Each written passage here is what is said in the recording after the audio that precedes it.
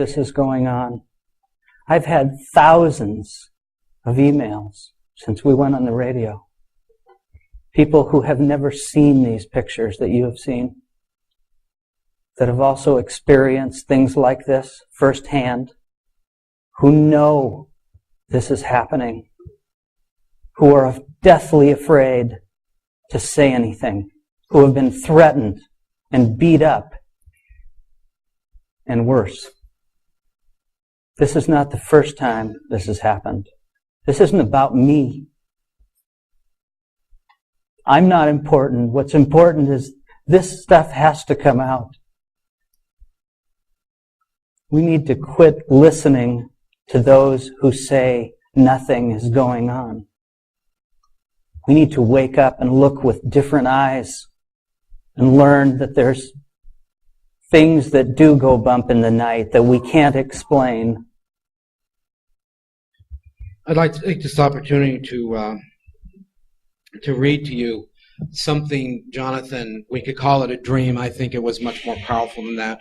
This was shortly after his stint in the woods. This was during the 9-day ordeal.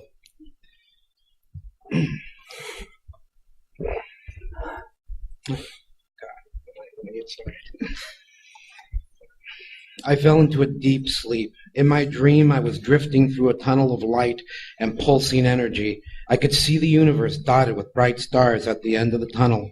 I began to move faster. The light and energy surrounding me blurred into indefinable colors.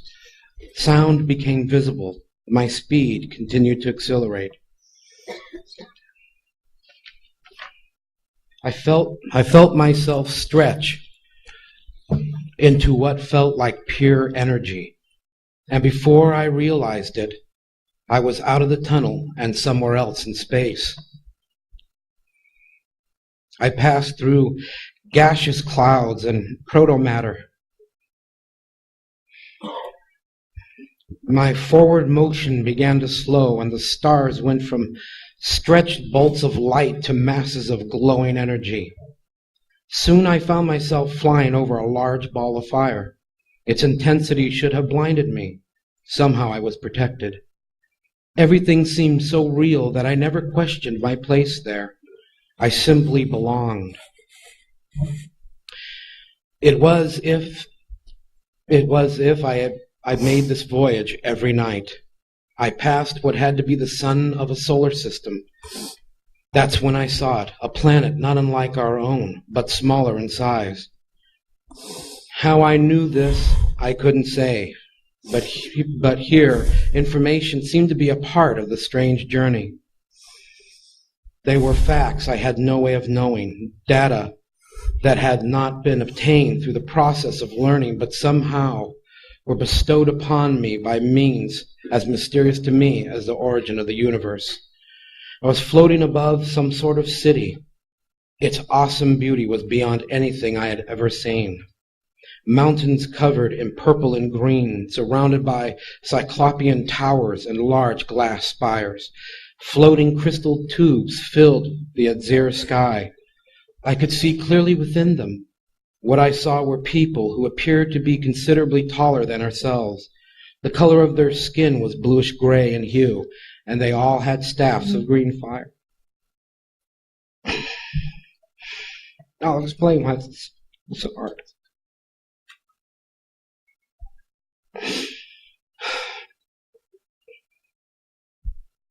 Which seemed somehow not to burn them. I started to move towards one of the tubes in particular. I was accelerating, but not as quickly as before.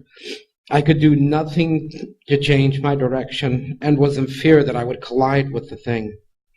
Ahead and past the tube were pyramid-shaped buildings that seemed to collapse in on themselves, only to be whole again.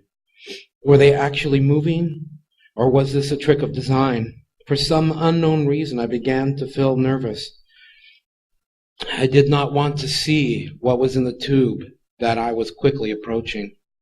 The windows as I came closer were dark and tinted, but there were shadows inside, silhouettes I could not make out. Something caught my attention to the right of me. I looked and saw more of the folding pyramids, but there was something else, a large black shape, slowly moving in my direction. Or was it moving at all? Could it be that it was undulating like some living thing? The size was staggering. It was a great triangle-shaped form hovering miles above the planet. Once again I was looking straight ahead of me. Then suddenly I was thrust into the tube. I moved through the dark crystal like a dolphin through water. It felt as though there was no resistance. Inside the tube was much larger, seemed much larger than it did on the outside. Inside it was about the size of a large passenger plane. Outside it had appeared the size of a small bus. I could see two people at the far end of the tube, sitting on the cushions of energy. Moving towards them, I realized that I recognized them. It was Gary and another friend of mine, Dolly. Gary was wearing a tailored suit, Dolly blue jeans, and a sweater. Gary walked up to me and asked, "How do you like my new designs?" Then he shook my hand and said goodbye. Dolly smiled and I woke up. I saw Gary. I saw what these bastards did to him. I don't know what these corruptible fiends are thinking. As hard as this is, I'm not going to stop. I'm right alongside Jonathan. I'm not going to give up.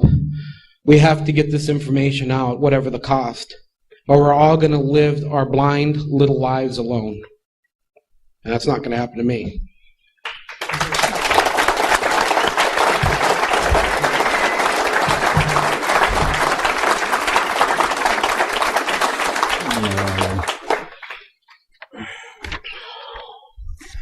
Somebody asked what happened to Dolly. Dolly's dead. About a few months after I left town, I went underground. I decided that if no one was going to help me, and everywhere I went, doors were being closed, then I had to get out of town. And I went back a few months later, called Dolly, and asked her if I could come over and pick up the package that I had left with her. 3 hours went by. I went and knocked on her door, and I found her dead in her kitchen on the floor. It was later determined that she had died of natural causes. The package was gone. There was no sign of it. Whitley Strieber once told me when I called him, and he said in a caring fashion, maybe you should just bury this, after hearing Jonathan and knowing. But then he said, I'm not saying to do this. He said, but I want you to know, the closer you are to the truth, the more adversity there will be. That's the way it works. And that is the truth.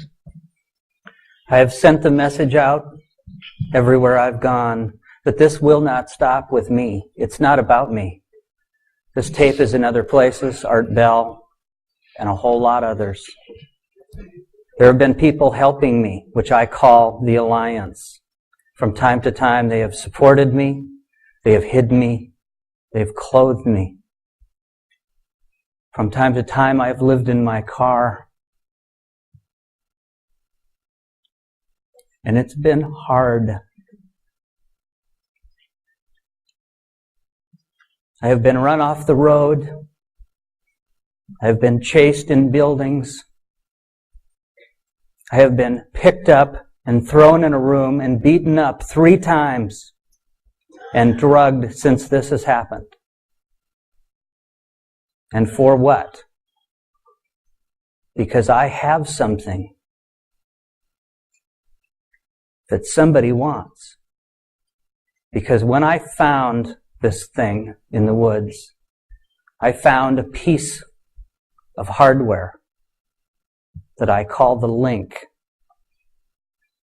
that I've stored away and I do not have in my personal possession, that has been photographed and looked